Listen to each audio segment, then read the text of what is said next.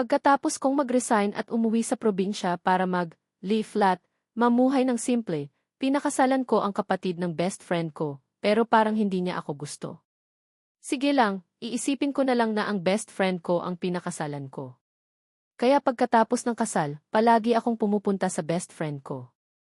Hanggang isang araw, hinawakan niya ako at hindi pinakawalan, asawa ko, talaga bang hindi ka matutulog kasama ko ngayong gabi? Nang balak ko nang mag-resign at umuwi sa probinsya para mag-lay flat, agad akong sinundo ng best friend ko mula Beijing. Hindi pa nga tapos ang turnover ko sa trabaho, nakasakay na ako sa private jet na pina-arrange niya. Ang walang awang senyorito at ang kanyang key corporate slave. Bro, matagal ka na dapat nag-resign at bumalik dito. Hindi mo alam kung gaano ako ka-bored mag-isa dito sa probinsya. Mas maganda kung bumalik ka para may kalaro ako. Inakbayan ako ni Luboxing, puno ng sigla ang boses niya. Buong biyahe, katabi ko siya, reklamo ng reklamo tungkol sa 2 taon kong pagtatrabaho sa Beijing at kung gaano kalungkot ang buhay senyorito niya. Bitawan mo muna ako, tapusin ko lang isubmit tong resume ko, kunwari seryoso kong sinamaan siya ng tingin. Doon lang niya binitawan ang braso ko sabay kite. Kahit sabihing uwi sa probinsya para mag-lay flat, lilipat lang naman ng lugar para maging corporate slave. Kailangan pa ring maghanap ng trabaho. Pagkatapos kong masend ang email, biglang lumapit si Luboxing at sinabing, hindi ba't kumpanya to ng kapatid kong babae? Anong posisyon ang ina-applyan mo? Kakausapin ko siya para sa'yo. Anong pakiramdam ng may kaibigang anak ng pinakamayamang tao sa lugar ninyo? Hindi ko napigilang mapaluha. Sana sinabi mo agad. Di sana hindi na ako gumawa ng resume. Ganoon na nga, swabe akong natanggap sa kumpanya ng kapatid ni Luboxing. Siguro dahil kinausap na siya ni Luboxing, kaunti lang ang trabahong binigay sa akin. Araw-araw, nakakauwi ako ng maaga, tapos pupuntahan ko si Luboxing.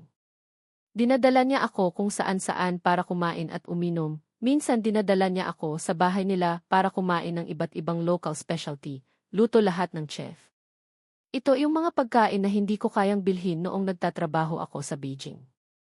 Sanay na ako sa seafood-flavored instant noodles, kaya noong nakakain ako ng totoong noodles na may seafood, parang hindi totoo.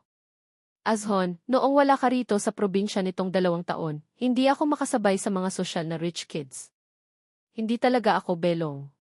Ikaw pa rin ang mas okay, sinasamahan mo akong kumain sa mga kanto-kanto. Sabi niya sabay abot sa akin ng mga hindi maanghang mula sa bagong dating na plato ng barbecue. Para sa'yo yung hindi maanghang. Salamat, senyorito. Huwag mo na akong purihin. Nga pala, kung makita mo ang kapatid ko sa kumpanya, iwasan mo muna siya, ha? Nag-away kami. Sa totoo lang, halos 1 buwan na ako sa kumpanya, hindi ko pa nakikita ang kapatid ni Luboxing. Nakikampi lang naman ako kay mama, sinabihan siyang iwi na niya yung boyfriend niya. Nagalit agad. Pinutol pa ilang credit cards ko. Sa ugali niyang yan, ewan ko kung may lalaking magkakagusto dyan. At kung yung magiging bayaw ko ganyan din kasama ang ugali, mas lalo akong mainis, reklamo sa akin ni Luboxing. Hindi ko pa nakikita ang kapatid mo. Siguro hindi niya ako kilala? Napasinghap ako ng malamig. Patay. Paano kung sa akin niya ibunton ang galit niya at pahirapan ako sa trabaho? Ayoko pa naman ng pressure at hirap sa trabaho. Pero wala akong magagawa, kailangan kong mabuhay. Kung hindi lang talaga ako sumuko sa trabaho sa Beijing dahil sa layo ng biyahe at pressure ng overtime, hindi ako uwi sa probinsya. Makikilala mo rin siya. Iwasan mo lang muna siya sa ngayon. Mas seryoso iyang kapatid ko sa trabaho kaysa sa personal na buhay. Tumango ako, nangangakong hindi siya gagalitin. Pero hindi ko inaasahan, pagkatapos lang naming mag-usap, kinabukasan, pagka-time in ko sa kumpanya, nahuli niya agad ako. Kasalanan to ni Luboxing, pinilit akong uminom. Ilang bote lang, bagsak na ako. Kinaumagahan, nagsuot lang ako ng kahit anong damit at tumakbo papuntang kumpanya. Iniharap ko ang haggard kong mukha sa time clock, at sa huling 2 segundo, nag-successful ang time in ko. Nakahinga ako ng maluwag. Safe ang perfect attendance. Sakto sa oras, ni hindi man lang maayos ang itsura papasok. Saang department ka? Isang matinis na boses ng babae ang narinig ko sa likod ko, hindi boses ng supervisor namin. Nanigas ako at lumingon. Nakita ko ang isang mukhang masungit na estranghera na may magandang makeup. Administrative. Administrative ka tapos ganyan ka kaburara? Hindi mo ba nabasa ang employee handbook? Sorry po, aayusin ko lang po ang sarili ko. Anong pangalan ninyo? Napasinghap ulit ako ng malamig. Bigla kong naalala ang sinabi ni Luboxing kagabi. Ito na kaya yung masungit niyang kapatid? Tangzon, baguhan, 1 buwan pa lang dito. Alam niya. Ano ang alam niya? Nagtataka akong tiningnan siyang naglakad papunta sa area ng senior management. Patay.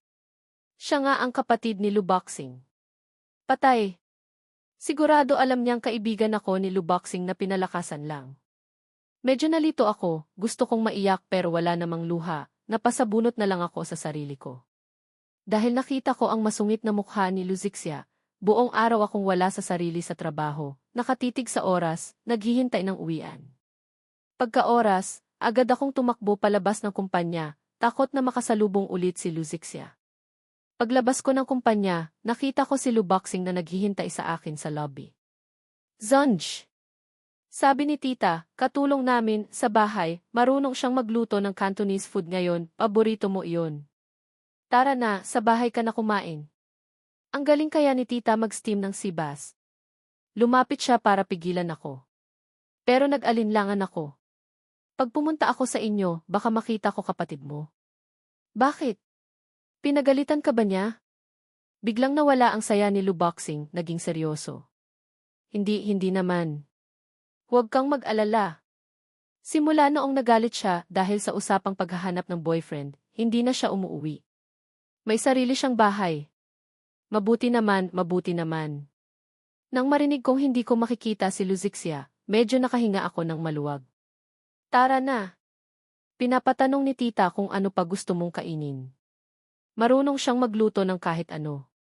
Gusto ko ng sopas na tadyang at ampalaya.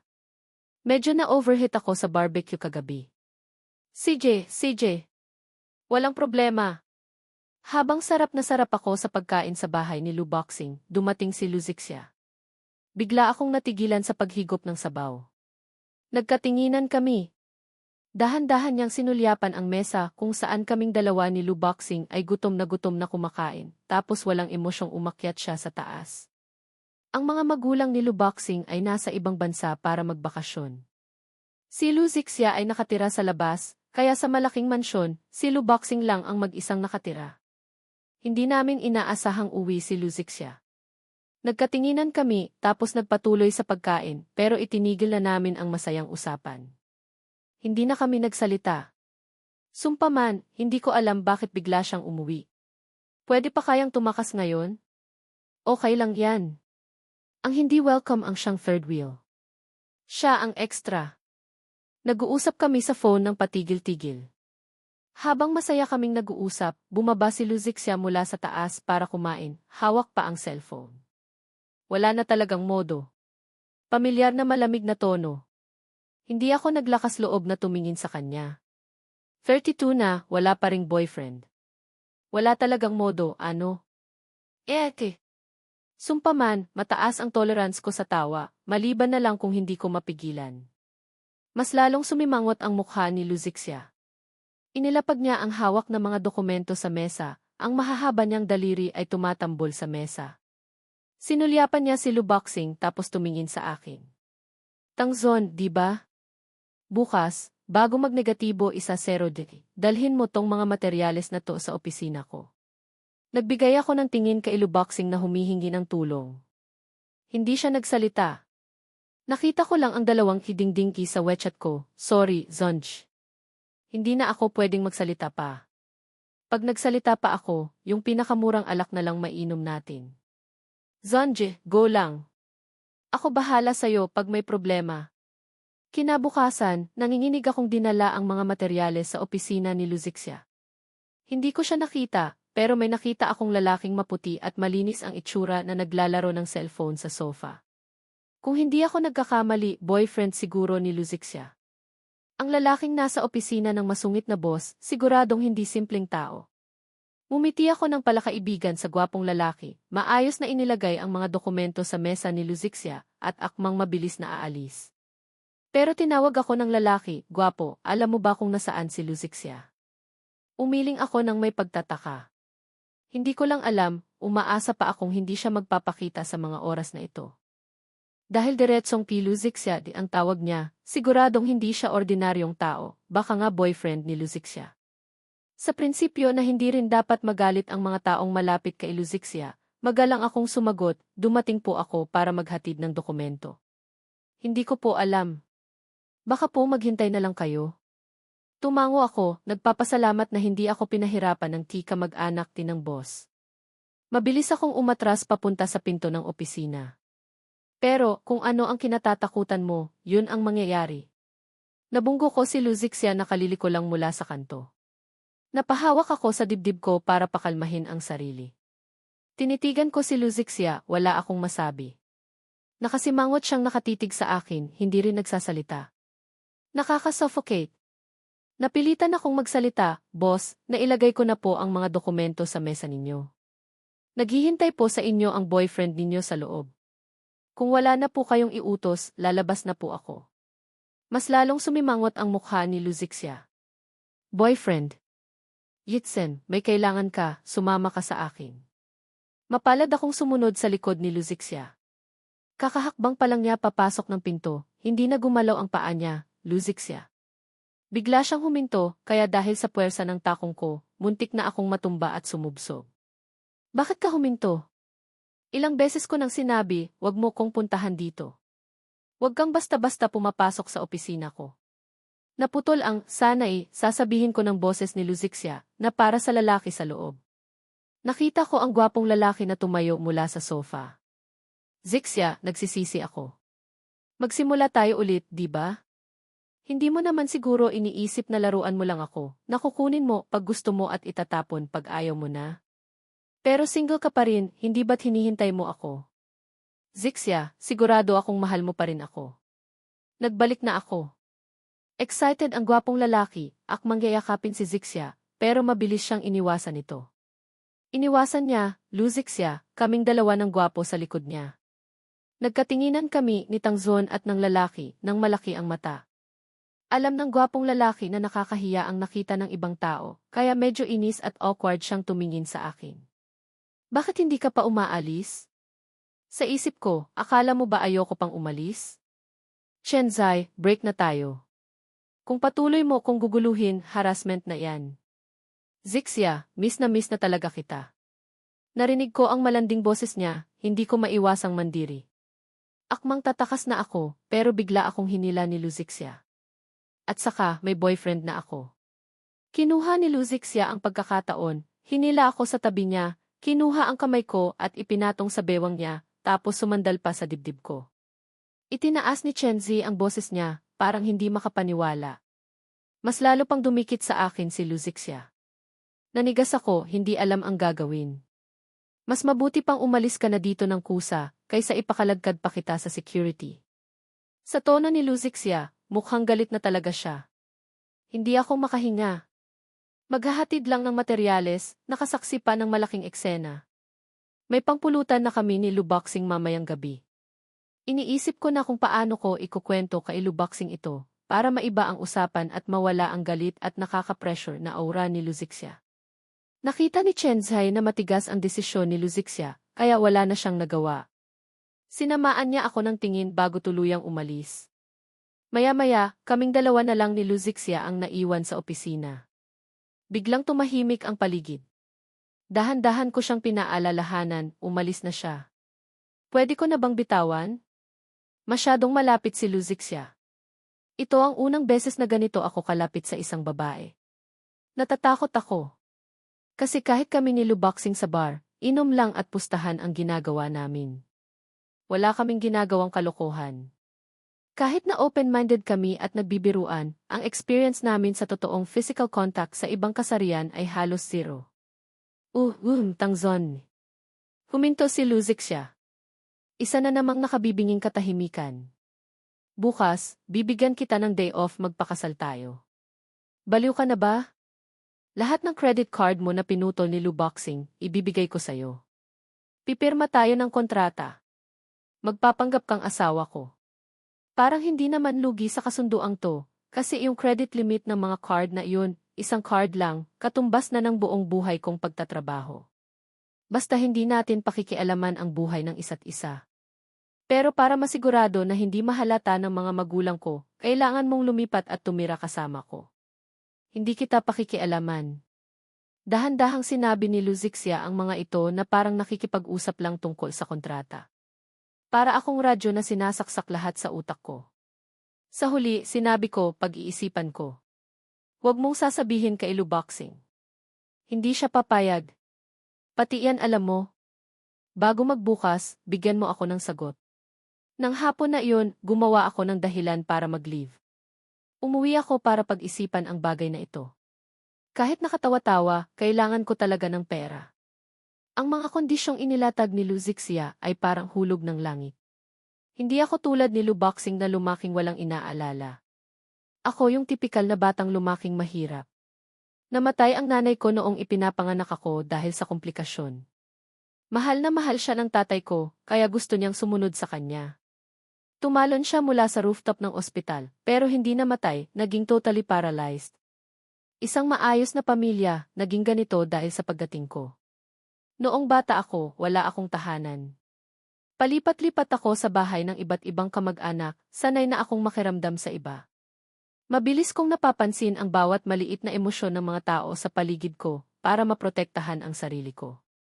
Nakilala ko si Luboxing noong college, part-time ako sa GIFIC, naging close kami dahil pareho kaming taga-probinsya. Pero hindi talaga kami magkauri. Nang makilala ko siya, doon ko lang nalaman na may mga taong hindi kailangang mag-alala tungkol sa pera. At dahil sobrang outstanding ng kapatid niyang babae, pwede siyang hindi masyadong magsikap. Naging tunay kaming magkaibigan noong college siya, naloko siya ng pera ng isang senior. Para mabawi ang 50,000 na naloko sa kanya, hinabol namin yung senior ng 5 kalye. Binugbog namin siya at sa wakas, nabawi ang pera. 50,000. 4 na taon kong tuition at allowance, higit pa dun. Ang dali-dali mo lang akong naloko gamit ang peking game card. Paano kita hahayaang makalusot? Mula noon, nagbago ang tingin sa akin ni Luboxing. Nagsimula siyang dumikit sa akin, yayain akong kumain at maglibang. Sinasamahan ko siya dahil sinasamahan din niya akong tumambay sa library buong araw nang walang reklamo. Kahit medyo tanga si Luboxing, pwede siyang maging kaibigan. Tangzon certified, ang original na phrase, binaliktad lang, pero ako na ang nagsasabi ngayon. Pagka-graduate, balak kong pumunta sa Beijing para makipagsapalaran. Malaking syudad, di ba? Laging mas maraming oportunidad. Umuwi si Luboxing sa probinsya. Gusto niya akong sumama sa kanya pero tinanggihan ko. Gusto kong kumita ng mas maraming pera para sa pagpapagamot ng tatay ko, kahit na maliit ang pag-asa. 2 taon akong naghirap sa Beijing. Karamihan ng kinikita ko, pinapadala ko pa uwi para sa tatay kong totally paralyzed, para lang mabuhay siya. Ang turning point ay noong ilang buwan na ang nakakaraan, idineklara ng ospital na patay na ang tatay ko. Hindi naman ako masyadong nalungkot. Parang nabawasan lang ng malaking pabigat sa balikat ko. Sa wakas, natanggal na ang responsibilidad kong alagaan ang mga magulang ko. Pero mayroon pa ring sandamakmak na utang. Naisip ko, mag-lay flat na lang muna ako, dahan-dahan kong babayaran. Sinabi ko kay Luboxing na uwi ako para mag-lay flat. Okay lang maging mahirap basta masaya. 26 na taon akong naghirap. Sa ika-negatibo 27 taon ko, mamumuhay ako para sa sarili ko. Kaya nga sinabi ko, masyadong tempting ang alok na kasunduan ni Luzixia. Ang perang ibibigay niya ay sapat para mabayaran ko lahat ng utang ko ng isang bagsakan, para totoong hindi ko na kailangang magpakahirap para sa pera. Wala namang kaso sa akin ang pag-aasawa. Wala naman akong inaasahan. Sinong babae ang magkakagusto sa isang tulad kong pinanggalingan? At ngayon, ang pag-aasawa ay pwede pang makabayad ng utang. Bakit hindi? Kaya, sa huli, tinago ko kay Luboxing at nagpakasal ako sa kapatid niya. Kinabukasan, nagpunta na kami ni Luzixia para kumuha ng marriage certificate. Buong proseso, lutang ang isip ko.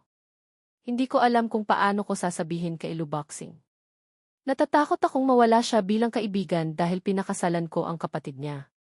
Kaya tinanong ko si Luzixia, "Boss, paano kung malaman ni Luboxing tapos magalit siya? Anong gagawin ko?" Hawak ni Luzixia ang 2 pulang marriage certificate, parang nabighani. Hindi niya ako sinagot. "Ganoon ba kaganda yan?" "Boss," nilakasan ko ang boses ko. "Aysan?"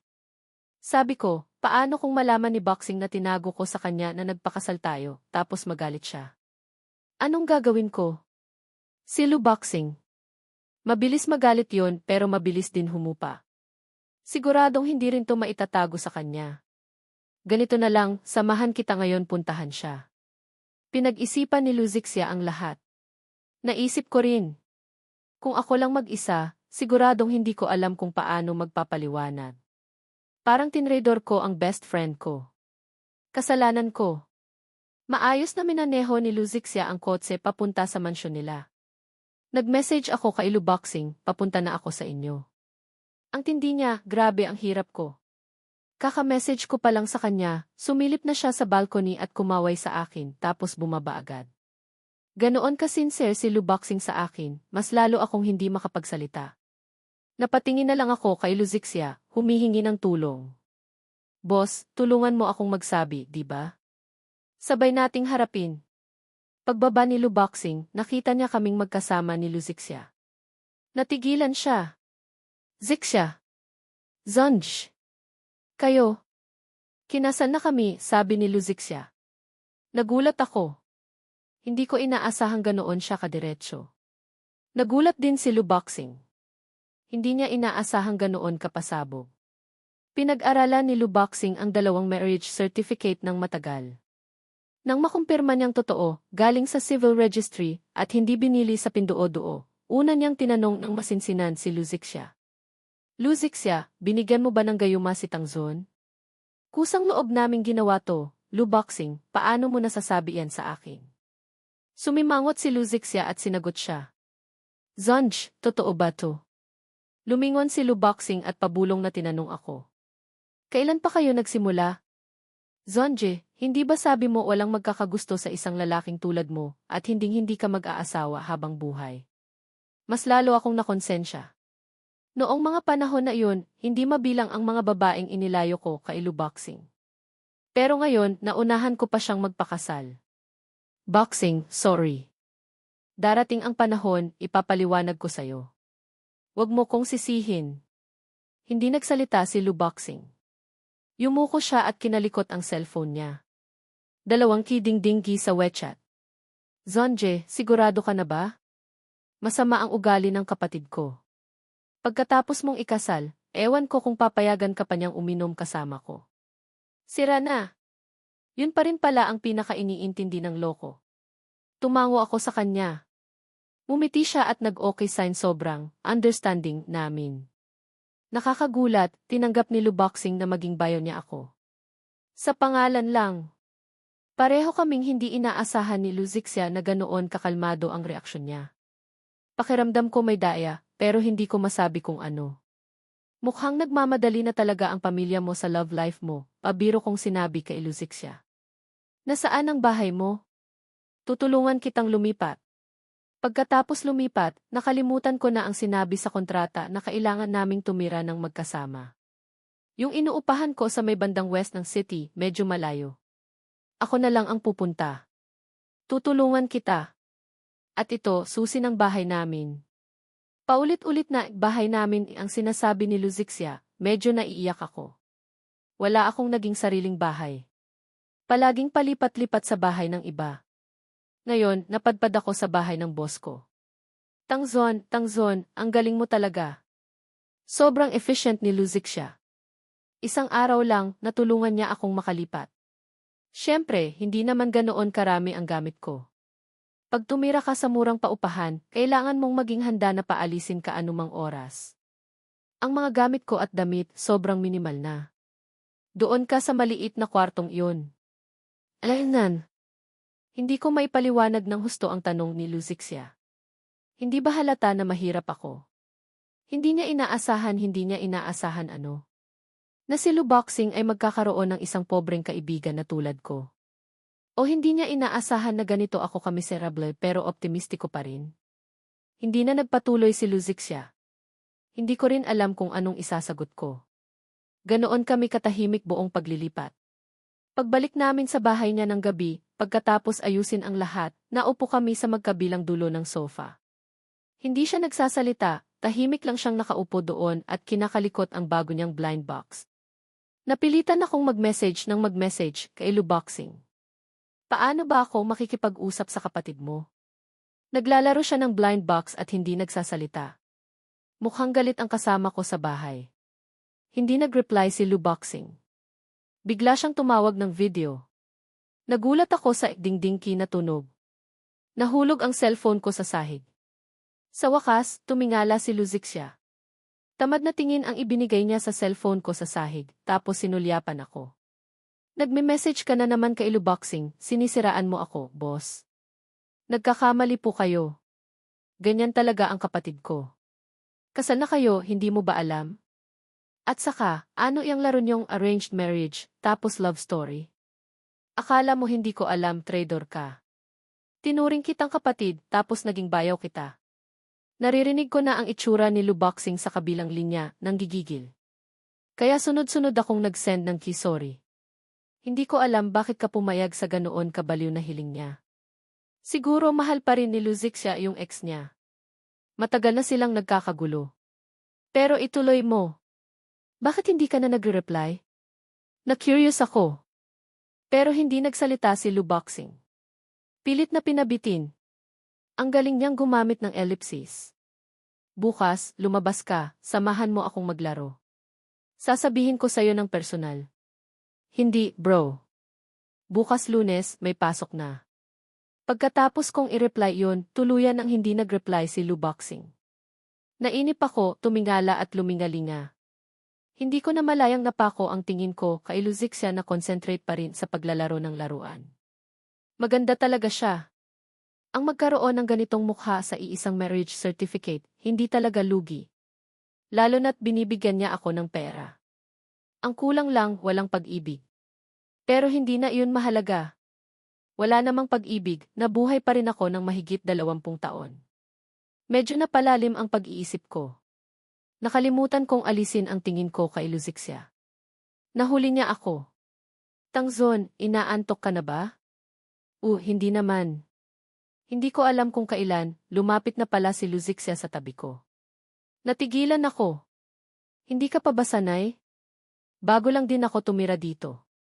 Sobrang tahimik ng bahay. Kung may gusto kang bilhin, bilhin mo. Dapat may gamit din naman sa bahay. Masasanay ka rin. Salamat, boss. Buong pangalan na lang. Mahinang bumuntong hininga si Luzixia. Parang pagod o parang medyo nalulungkot. Saan naman ako magkakaroon ng lakas ng loob na tawagin sa buong pangalan ang boss ko na siya ring nagpapakain sa akin? Nanatili akong nakatitig sa kanya, hindi nagsasalita. Legal tayong kasal. Huwag ka nang masyadong mailang. Baka mahalata pa tayo ni na mama at papa. Mapait na umiti si Luzixia. CJ. Luzixia. Hi, Tangzon. Hindi namin namalayang nagkatinginan kami at napangiti. Nang gabing yun, hindi ako makatulog. Paulit-ulit kong iniisip ang eksena kung saan tinawag namin ang pangalan ng isa't isa. Kung aalisin ang lahat din practical factors, para talaga kaming ordinaryong magkasintahan. Pero peke lang to, ang pumapalit sa larawang ito ay si Chenzhai, ang hindi natapos na kwento ni Luzixia na sinabi ni Luboxing. Gising ako hanggang mag-umaga. Baka naninibago lang sa higaan. O baka masyadong excited sa pag-iisip ng gulo ni na Luzixia at Chenzhai. Luboxing, galit ako sa'yo. Madaling araw, tumunog ang nakakainis na alarm clock. Dahan-dahan akong bumangon, naiinis na iniisip kung paano ako matutulog sa opisina ngayon nang hindi mahuli ng supervisor.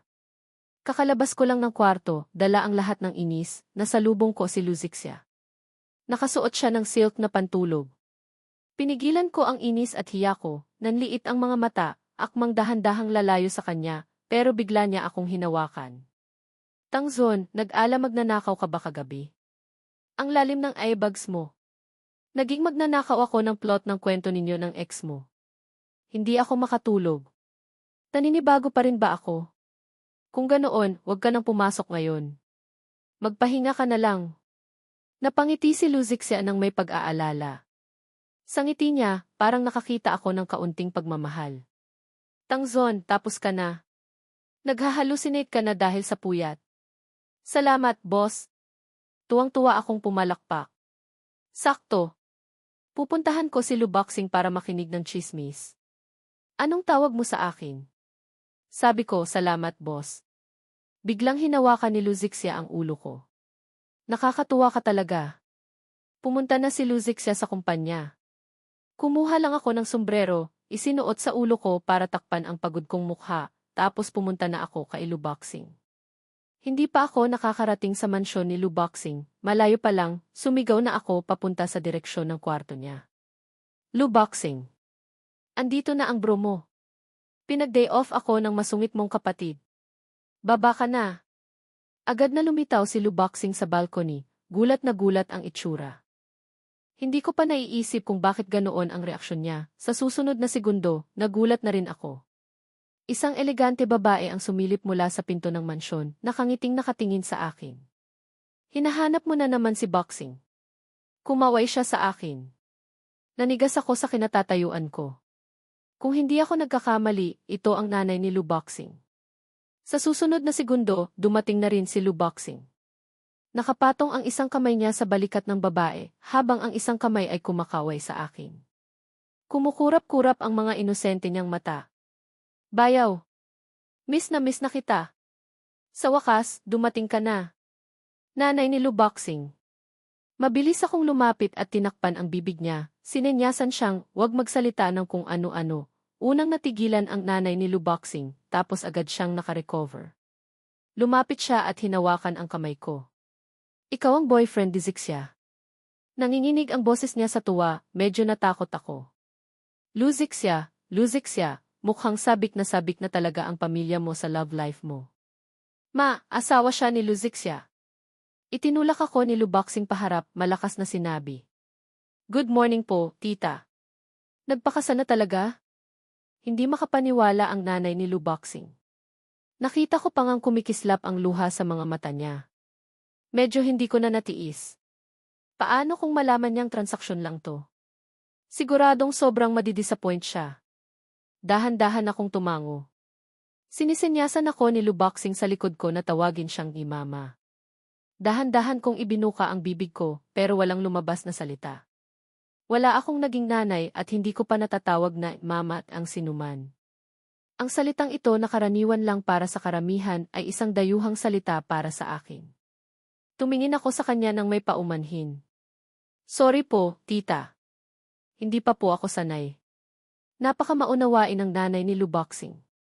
Paulit-ulit niyang sinasabi sa akin na okay lang. Mama, mabuting kaibigan ko rin si Tangzon. Nagpakasal sila ni Luzixia, kaya parang pamilya na rin kami. Inakbayan ako ni Luboxing, sinabi niya ito sa nanay niya. Sa sandaling iyon, pakiramdam ko, parang ako ang ikinasal kay Luboxing. Pakiramdam ko rin. Kasi, hindi naman ako gusto ni Luzixia, kaya iisipin ko na lang na si Luboxing ang pinakasalan ko. Nang gabi, naghanda ang nanay ni Luboxing ng napakaraming masasarap na pagkain para sa akin. Oras na ng hapunan, dumating na rin ang tatay ni Lu. Dahil hindi ako handa, medyo kinabahan ako nang makita ko sina Amy at Nret Lu. Sobrang excited si Luboxing, walang tigil sa pagkukwento. Tungkol sa amin ni Luzixia at tungkol sa kwento namin. Nga pala, speaking of Zixia, biglang nagsalita si Lu, umiiling. Kanina sa kumpanya, lutang siya sa meeting, panay ang tingin sa cellphone. Pag-uwi, inaya ko siyang sumabay kumain, ayaw naman. Akala ko mag-o-overtime pero pagka-out, wala na rin siya. Napaisip ako. Naalala ko ang buong hapon na pagkukwento sa akin ni Luboxing tungkol sa love-hate relationship ni na Luzixia at Chenzai.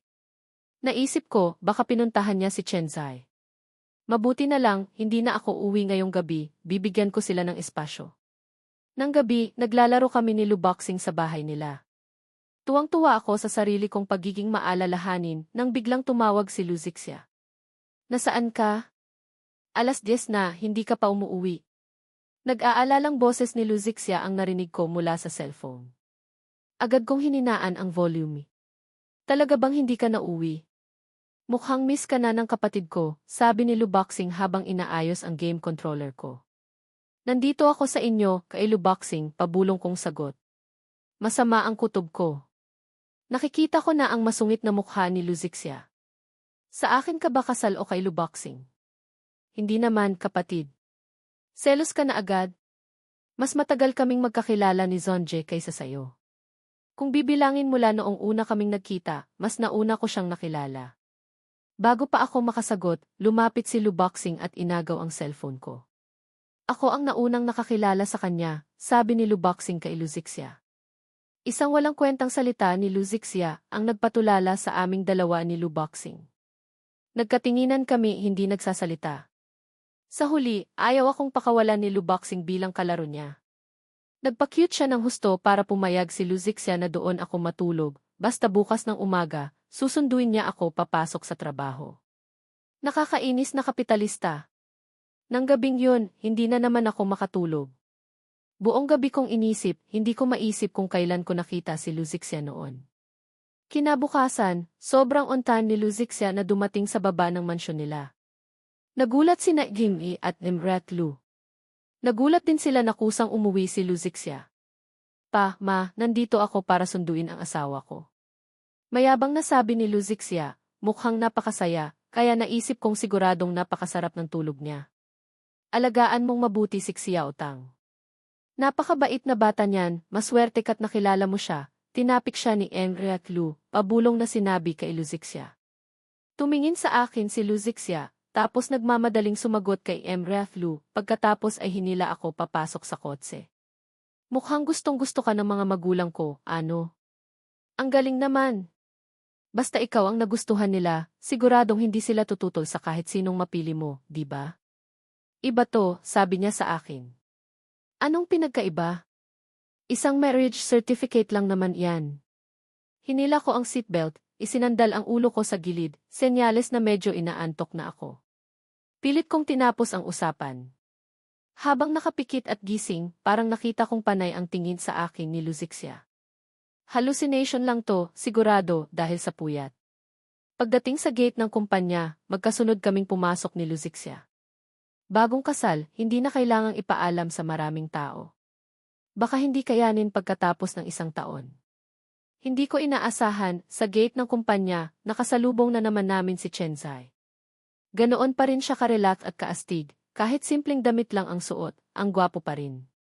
Hindi ko maiwasang mapatingin sa kanya ng ilang beses. Unang nakita ni Chenzi ako.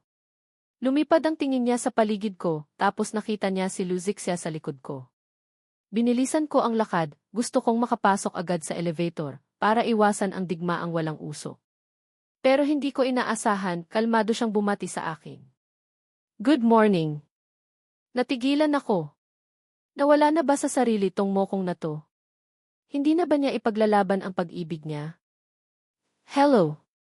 Pilit akong umiti at kumaway sa kanya. Nandito ako ngayon para magpaalam kay Luzixia. Okay lang ba sayo? Saan naman ako magkakaroon ng lakas ng loob na tumutol? Kahit pa magkabalikan kayong dalawa, kailangan ko ring umalis agad. Umiling ako. Sige po. Nang akmang papasok na ako sa elevator para bigyan sila ng pribadong oras, sumunod si Luzixia, hinawakan ng mahigpit ang kamay ko. Anong sinabi sa'yo ng lalaking yan? Sabi niya, nandito siya para magpaalam sa'yo. Mag-usap kayo ng maayos. Pagkasabi ko noon, akmang aalis na ako. Pinigilan ako ni Luzixia. Zixia, congratulations sa kasal mo. Totoo ngang nandito ako para magpaalam. Dati, masyado akong mapilit at mayabang. Akala ko, madali ko lang mababawi ang nawala sa akin. Pero nalaman ko, hindi ako hinihintay ng panahon. Pagkatapos magsalita ni Chenzi kay Luzixia, lumingon siya sa akin. May kislap ng pasasalamat at luha sa mga mata niya. Dati, ayaw kong sumuko. Palagi kong iniisip na mahal pa rin ako ni Luzixia. Hanggang sa makita ko ang litratong ito. Tangzon, mukhang ikaw pala talaga ang hinahanap niya. May kinuha siyang sobre mula sa bag niya at inabot sa akin. Bigla kong naalala ang sinabi sa akin ni Lu Boxing kahapon. Nag-date sina Luzixia at Chenzi noong college. Naisip ni Chenzai na boring si Luzixia, ilang beses nakipag-break at ilang beses ding nagsisi. Pagkatapos, hinabol niya ang isang babaeng foreigner sa ibang bansa, tuluyang iniwan si Luzixia. Nang masaktan siya ng babaeng foreigner, gusto niyang bumalik kay Luzixia, iniisip na hinihintay siya ni Luzixia dahil hindi ito nag-aasawa. Saan mo nakuha yung litrato? Sumimangot si Luzixia kay Chenzai. Nakalimutan mo na ba? Dati, sinabi mo sa akin, may nakilala kang batang lalaki noong nag-aaral ka sa probinsya. Ang kumikinang na mga mata ng batang iyon, hindi mo makalimutan. Yung nag-iisa ninyong litrato, ninakaw ko noong pumunta ako sa opisina mo. Tapos nalaman ko, yung babae sa litrato, siya pala. Tumingin sa akin si Chenzai, medyo may ngiti ng paglaya. Siguradong hindi to alam ni Tangzon, di ba? Ngayon, sasabihin ko na sa kanya. Tangzon, ginawa niya ang lahat para makasal sa'yo. Siyempre, hindi para sumuko ako. Ngumiti si Chenzai. Bago pa kami makapagsalita ni Luzixia, itinaas niya ang hawak niyang plane ticket papuntang Los Angeles. Paalam. Nalaman ko, mas prangka at matapang pa rin ang mga babaeng foreigner. Mabilis na tumalikod si Chenzai at umalis. Nagkatinginan kami ni Luzixia. Inalis ko ang kamay ko mula sa pagkakahawak niya. Hindi ko mapigilang buksan ang sobre dahil sa kuryosidad. Totoo ngang litrato. Isang batang babae na may mushroom haircut, nakaakbay sa akin, pareho kaming masayang nakangiti. Hindi ako makapaniwalang tumingin kay Luzixia. Sabi ko na nga ba, mas nauna kitang nakilala kaysa kay Lu Boxing. Napakamot sa ulo si Luzixia, nawala ang karaniwang masungit niyang mukha, napalitan ng nahihiyang ngiti. Tangzon, sorry kung ganito ang paraan para makasama kita. Okay lang, sobrang laki naman ng binigay mo. Iwinagayway ko ang kamay ko. Ano ba naman yan? Allergic ka ba sa romantic gestures? Nanggigigil na sabi sa akin ni Luzixia. Mamayang uwian, hintayin mo ako. Sorry, May lakad kami ni Boxing mamayang uwian para kumain. Humingi ako ng paumanhin sa kanya. Zon, umuwi ka sa akin. Namataan ko ang oras ng uwian, akmang tatakas na, pero nahuli pa rin ako ni Luzixia. Tangzon, saan ka pupunta? Kakakasal lang natin, iiwan mo na akong kumakain ng gulay sa bahay. Hindi, boss. Sobrang bilis talaga. Kailangan ko ng oras. Umamin ako. Sobrang bilis talaga. Ang mas hindi ko inaasahan, si Luzixia pala yung batang babae na may mushroom haircut. Sino siya? Hindi ko alam ang pangalan niya. Palagi ko siyang tinatawag na Xiao Mogud, Little Mushroom. Noong mga panahong yun, pumunta siya sa baryo namin para mag-aral. Hindi siya pala kaibigan, nakasimangot lang siyang nakatayo sa ilalim ng puno, pinapanood ang iba na naglalaro. Naawa ako sa kanya, kaya lumapit ako para makipagkaibigan. Ang hirap niyang suyuin. 3 kamote at isang mais na inihaw ang ginastos ko bago siya nagsalita sa akin. Sunog tong mais mo. Siya umugu, wag kang mapili. Matagal kong inihaw tong mais na to sa harap ng kalan. Ngumiti siya. Kahit na nagrereklamo, seryoso niyang kinain ang mais. Noong mga panahong yun, pinalipat ako mula sa bahay ng tita ko papunta sa bahay ng tiyuhin ko. Wala akong kaibigan. Sinasabi ng mga bata sa baryo na wala akong nanay, ayaw nilang makipaglaro sa akin. Ang mga taong malungkot ay naaakit sa isa't isa. Siguradong ganoon. Naglakas loob akong lumapit sa kanya. Hindi ako sigurado kung papansinin niya ako. Pero pinansin niya ako. Naging nag-iisa kong kaibigan siya sa bahay ng tiyuhin ko. Pagkatapos ng pag-aaral niya, nakiusap siya sa gurong kasama nila na kunan kami ng litrato. Wala akong kopya ng litratong iyon. Si Luzixia pala ang nagpa-develop ng litrato at itinago niya ito hanggang ngayon. Pag-uwi ng batang babae na may mushroom haircut, nag-usap kaming magsusulatan para manatiling konektado. Pagkatapos ng ilang sulat, bigla akong ipinadala ng tiyuhin ko sa bahay ng lolo ko. Mula noon, nawalan na kami ng kontak. Hindi ko inaasahan, pagkatapos ng maraming taon, ang Xiao Umugu na ito na nagpagaling sa relasyon ko sa pagkakaibigan, ay naging asawa ko. Paano mo nalaman na ako yung batang lalaki? Hindi ko mapigilang itanong sa kanya. Pero tumingin sa akin si Luzixia na parang tanga. Ang pangalan mo, ang papel sa kamay mo, at ang tanga mong ngiti hindi nagbago sa loob ng maraming taon.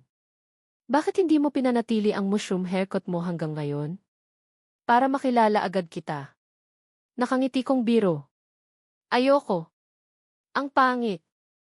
Hinampas ni Luzixia ang ulo ko. Naalala ko na naman ang mga panahong iyon dahil sa sinabi niya. Ang pangit. Kinuha ko ang mga ligaw na bulaklak na kapipitas ko lang, ginawang sombrero at isinuot sa ulo ni Luzixia.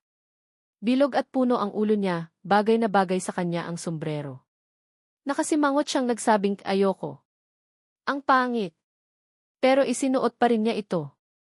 Hanggang sa matapos ang pag-aaral niya, mahigpit niyang yakap ang nalantang sombrero ng bulaklak. Umuwi ka, bibigyan kita ng oras. Pero hindi ka na pwedeng hindi mag-reply sa mga sulat ng walang dahilan, okay? Hindi na. May cellphone na ako. Sa huli, pagkatapos ng matinding paliwanagan kay Luboxing, pumayag si Luzixia na kumain kami ng barbecue sa gabi. Basta uwi ako. Ano ba naman yan? Pagka-out ko, nagmamadali akong pumunta kay Luboxing para ibahagi ang malaking balitang nalaman ko ngayon. At ang mismong involved pa. Pagkatapos makinig ni Luboxing, napaisip siya. Sabi ko na nga ba? Dati, bigla akong nilapitan ng kapatid ko, ang bait-bait. Tinanong niya kung pwede ko raw kayong ipakilala sa kanya. Siyempre, hindi ako pumayag. Hindi pa nga tapos ang gulo nila ng ex niya, guguluhin pa ang bro ko. Asa siya? Tinanggihan ko siya agad. So, bago pa tayo ikasal, nilapitan ka na niya? Kaya pala hindi masyadong malaki ang reaksyon ni Luboxing noong ikinasal kami ni Luzixia. Nilapitan niya ako, tinanong kung single ka. Sabi ko, yung bro ko, kapag tinutulungan akong iwasan ang mga babaeng ayaw ko, ang lupit manuntok. Hindi na siya nagsalita. Boxing, ang galing mo talaga. Naikasal kayo sa huli, hindi ko rin inaasahan. Ang kapatid ko, nagamit pa ang superpowers niya para makuha ka.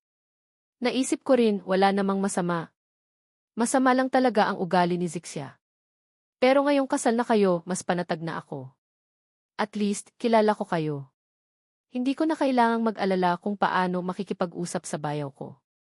Parang pamilya na rin tayo. Hindi lugi. Parang hindi naman masama ang ugali niya. Nagkakadevelopan na kayo, no?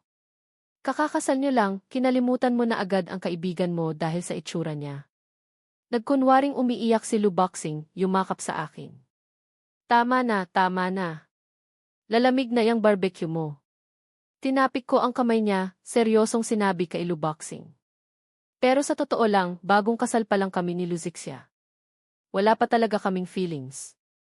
Yung konting koneksyon namin noong bata, pagkakaibigan lang yun. Arranged marriage, tapos love story.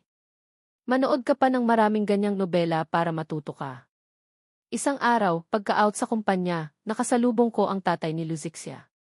Magalang akong bumati. Good morning po, Chairman Lu. Hoy, Tangzon. Kailan kayo ulit uwi para kumain? Miss na namin kayo ni Mama.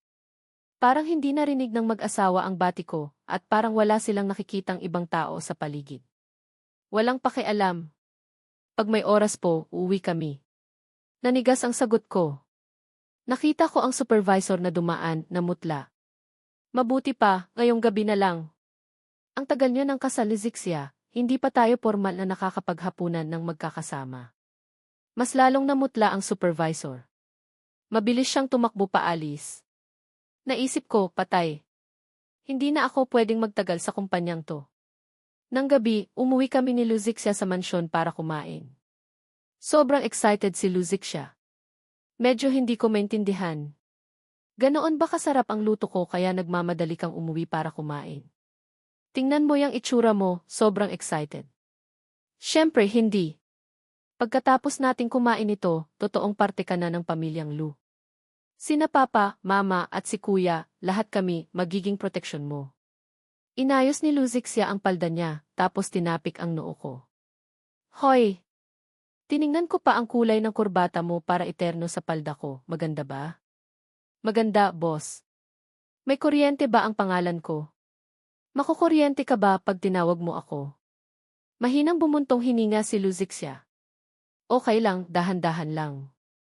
Ngayon, kung ayaw mong tawaging papa at mama sina mama at papa, okay lang. Kapag sanay ka na, saka mo na sila tawagin. Napaisip akong tumango. Nakita kami ni Luboxing sa balcony, binitawan ang hawak niyang game controller at tumakbo pababa. Pabebe niyang sinabi, ang tagal nating hindi nagkita. Agad kong tinakpan ang bibig niya, sinenyasan siyang, bayaw, kasal ka na, huwag ka nang kumilos ng kung ano-ano sa kuya mo. Baka hindi magustuhan ng kapatid mo. Pagkasabi noon, nagbigay siya ng tusong tingin kay Luzixia. Nakasimangot na hinila kami ni Zixia palayo. Luboxing, wag mong biruin ang asawa ko. Hoy, hoy, hoy. Ipinagtatanggol mo na siya. Ang hinanakit ng kuya mo, hindi mo man lang nakikita, ano? Kalahating buwan nang hindi ako pinupuntahan ni Zonj. Araw-araw siyang nasa bahay, kasama ka. Nagkunwaring umiiyak si Luboxing. Naging maayos ang hapunan ni Luzixia noong gabing iyon. Nabanggit pa ni Lu ang mga kwento tungkol kay Luzixia noong bata pa ito. Sabi niya, masama na talaga ang ugali ni Luzixia noong bata pa, sobrang tigas ng ulo. Nag-away pa sila ng tatay niya. Sa huli, dahil sa galit ng tatay niya, ipinadala siya sa isang summer camp para matuto ng leksyon. Pagbalik ni Luzixia, nagbago talaga siya. Naging mas tahimik. Madalas siyang may sinusulat, pinapadala sa post office ng katulong nila. Pagkatapos noon, hindi na nila siya nakitang nagsusulat. Pero linggo-linggo pa rin siyang pumupunta sa post office. Inosenteng tinanong pa ni Luzixia si Lu kung pwede siyang magalit ulit sa tatay niya para makapunta ulit sa baryong iyon. Sa huli, hindi na siya nagalit sa tatay niya. Dahil sinabi ng batang lalaki na gusto siya nito na maging mas malambing at palangiti. Itinatago pa ni Luzixia ang litrato nila ng batang lalaki. Naaalala ko, noong bago pa lang siyang magtrabaho sa kumpanya, dinala niya iyon sa opisina. Hoy! Kamukhang kamukha ni Xiao Tang, di ba? Ikaw ba iyon, Xiao Tang, sabi rin ni Lu. Nagkunwaring misteryoso si Luboxing, tumango, mukhang nakakuha ng tsismis. Papa, mama, ako nga po iyon. Pagkasabi noon, nagkatinginan kami ni Luzixia at napangiti, alam na namin ang ibig sabihin ng isa't isa. Napakaliwanag ng buwan noong gabing iyon. Dahan-dahan kaming nagduduyan sa swing sa likod bahay. Napakaromantikong eksena. Pero medyo naiiyak ako. Ganito pala ang pakiramdam na may tatay at nanay. Ganito pala ang pakiramdam na may nagmamahal sa'yo at may minamahal ka. Sabi mo hindi ka marunong magmahal. Okay lang, pwede kitang hintayin, pwede rin kitang turuan. Kasi may talento ka. Hinawakan ni Luzixia ang kamay ko, parang yung paraan ng paghawak niya sa sombrero ng bulaklak na ayaw niyang bitawan. Kasi noong bata ka pa lang, naturuan mo na ang isang babae kung paano magmahal. Luzixia, ang liwanag ng buwan. Ang bilog din ng buwan. Parang ikaw, Xiao Mogu. Itinuro ko ang buwan, sabi sa kanya. Susubukan ko ring mahalin ka ulit. Mula sa 3 kamote at isang mais na inihaw nagsimula ang kapalaran natin. Mahaba pa ang panahon. Epilog, pananaw ni Luzixia. Anong klaseng tao si Tangzon? Siguro, narinig ko na ng paulit-ulit kay Luboxing. Mayroon siyang mabuting kaibigan na humabol sa taong nanloko sa kanya ng pera ng 5 kalye. Dahil niloko siya ng game vendor ng 50,000. Isang matulunging best friend, kababayan pa. Pero noong summer vacation, hindi ko pa nakitang pinuntahan siya ng mabuting kaibigan niya. Sabi niya, busy raw ang bro niya sa internship, hindi talaga umuuwi. Pagka-graduate, bumalik si Luboxing, sobrang lungkot. Sabi niya, pumunta raw sa Beijing ang kaibigan niya. Sinubukan ni Luboxing sa bahay na makisama sa ibang mga anak mayaman, pero palaging bigo. Dahil mahilig si Luboxing kumain sa kanto-kanto at uminom ng beer. Ang mga senyoritong iyon, mahilig lang sa magagarang western food at red wine. Pagkatapos, isang araw, excited na sinabi ni Luboxing na pupunta siya sa Beijing para sunduin ang isang tao. Sunduin ang kakapatiran niyang best friend na uwi galing sa business trip. Sa gate ng kumpanya, nakita ko ang kaibigan niya. Nagulat ako. Akala ko panaginip lang. Nakita ko ulit siya. Ang batang lalaki kong may kumikinang na mga mata. Kahit maraming taon na ang lumipas, nakilala ko pa rin siya agad. Hindi ako nangahas na makipag-usap sa kanya ng matagal. Pabulong kong tinapos ang usapan, nagmadaling bumalik sa opisina. Kinuha ko ang nag-iisa naming litrato, tinitigan ito buong umaga. Masaya ako buong araw. Ang tadhana, ang galing diba? Ang best friend na ilang taon ng bukang bibig ni Luboxing, siya pala ang mabuting kaibigan ko. Ang mabuting kaibigan na gusto ko. Pero hindi ko pa alam kung paano ko siya haharapin. Kaya kapag kaharap ko siya, madalas blanko ang isip ko. Ang pagpapadala sa kanya ng dokumento, diskarte ko yun. Gusto kong makita niya ang litratong yun. Kasi parang hindi niya ako nakilala. Pero hindi ko inaasahan, ang litratong iyon na itinuturing kong kayamanan, ninakaw ni Chenzai. Hindi niya nakita. Nawala ang litrato ko, matagal akong nalungkot ng palihim. Sa huli, kinumbinsi ko na lang ang sarili ko, okay lang. Dumating siya sa tabi ko. Siguro, kapalit yun ng pagkawala ng litrato. Hindi lugi sa kasunduang to. Pinipilit ako ng pamilya ko. Nag-aalala ako kung paano ako makakalapit sa kanya. Dumating si Chenzai. Padalos-dalos ko siyang pinakiusapan na magpanggap na boyfriend ko. Pagkatapos, inalok ko pa siyang magpanggap na asawa ko. Aba, pumayag siya. Sobrang saya ko, buong gabi akong hindi nakatulog. Medyo kinakabahan din. Noong unang araw naming magkasama sa bahay, pareho kaming walang imik. Hawak ko ang isang maliit na laruan, iniisip kung anong pag-usapan namin. Hindi ako makapagsalita. Parang kausap niya si Luboxing. Hindi ako makasingit. Kaya patuloy ko na lang kinalikot ang laruan. Pagkatapos, tumingala ako, nakita kong nakatingin siya sa akin. Kumabog ang dibdib ko. Parang nakatingin siya sa kawalan, hindi niya napansin na lumapit ako sa tabi niya. Pagkatapos ikasal, ang pinakahihintay ko araw-araw ay ang uwian. Pag-uwian na, makakauwi na ako. Pag-uwi, makikita ko na siya. Noong unang araw ng kasal namin, iniisip ko, pagka-out, pupuntahan ko siya para sabay kaming mamalengke at magluto. Pero pagka-out, wala siya. Pag-uwi, wala rin. Gabing-gabi na, hindi pa rin siya umuuwi. Miss na miss ko na siya. Hindi ko na natiis, tumawag ako. Pero nalaman kong pinuntahan niya si Luboxing. Nakita pa niya ang mga magulang ko.